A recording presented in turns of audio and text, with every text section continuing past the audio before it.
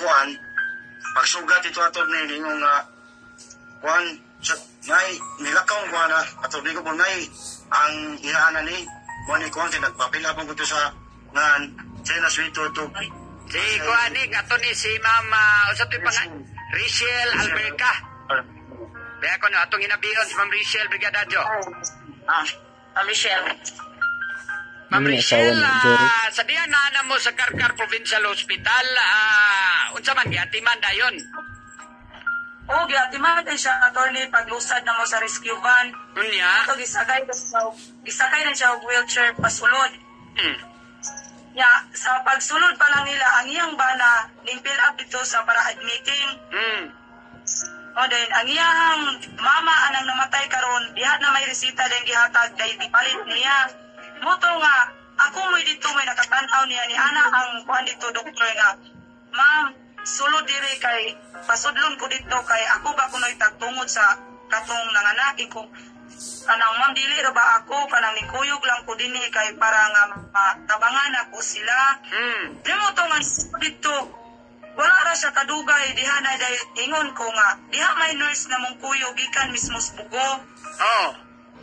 Niana ko dito, attorney nga, ma'am, niana pa ko dito pag-abot nga na chief, na naka-unsuti diri nga ubigay ni o CS, niana ang bukas sa chief security dito sa Karkar nga, wala ba ko kahibalo, ma'am? Imoto nga, wala ko, gisog, namalihog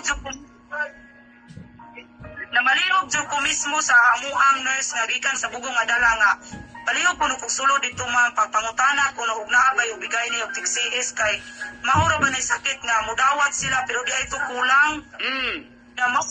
Pagsulod dito nilusad na ang nurse niya na siya nga okay raday kay giduol na siya sa ubigay ni ya wala ra kadugay nagpidging na ang katong kuha ang security dito nga kumaling kinsay bantay ni kumaling kay naay resita ipapalit.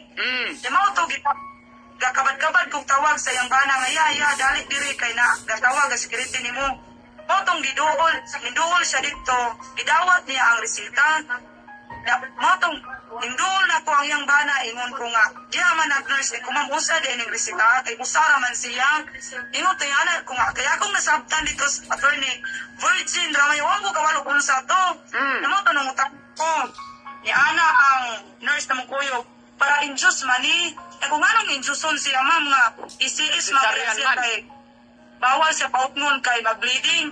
Ang tubag sa nurse na mo nga nagkuyog, kanang ma'am, di ta mabalaka kay ngano, ubigay ni ang desisyon anak. So dito may attorney nga murag nakampante may nga, masib jud among pasyente. Okay, pero ang advice, batod pas nurse nga, as advice by the ubigay ni nga, ipanormal ang delivery ani, kay mautong ipapalit mo atong tambal para induce. Okay. Yung ito, gipalit kay, siyempre, unsa na yung mga orasa, ma'am? Mga, alas 8 dyan nakapin kay Mauji, pag-abot anak namo dito sa Karkar Hospital. Okay, ang kining kondisyon in town sa pasyente, aning mga orasa? Okay pa siya, kay ni Ana pamangay siya na ako ng pasyente nga, dang, ayaw ko biyahe ha, kanang, bantay ko dire, bisa na lang muli ka na ikaugma o muto ba o di ba hapon. Wala nang kumutando attorney kay naa magukoy bata.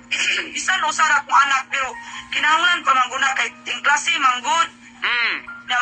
Niya ko niya nga musalig lang ko sa imong bana kay naa man imong bana guna nimo.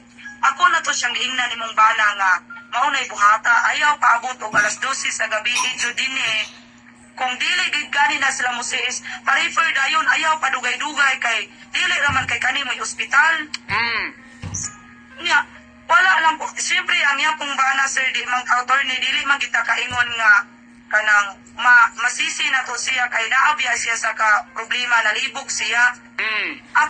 Akong giingnan na yung bana nga ayaw paagti intaw alas 12 sa gabi si Irish ha kay ngano ang heartbeat sa bata nagkahinay naging maubi ingon ako ang